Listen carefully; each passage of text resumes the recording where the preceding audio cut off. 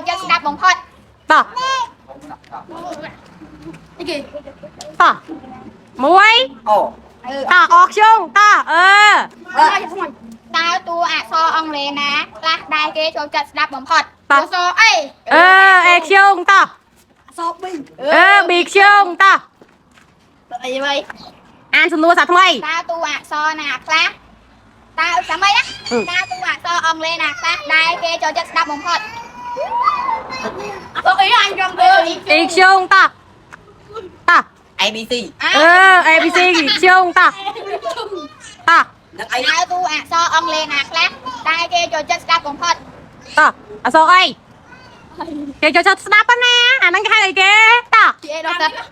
ពីអីដល់សិនតោះតើចាំលៀមហ៎អេហ្នឹងអេល្មូហ៎អេខ្ញុំតោះ អាំទីមក អត់តន់ប្រហើបទេអាហ្នឹងលុយធំ តើចាំស្ដាប់តួណាតើតួអក្សរអង់គ្លេសណាខ្លះដែលគេចូលចិត្តស្ដាប់បំផុតសិត សាច់ខ្ញុំតោះ តើតួអក្សរណាខ្លះដែលគេចូលចិត្តស្ដាប់បំផុត តោះ ថាដាក់បញ្ជុំ ដល់បញ្យុខ្ញុំតោះ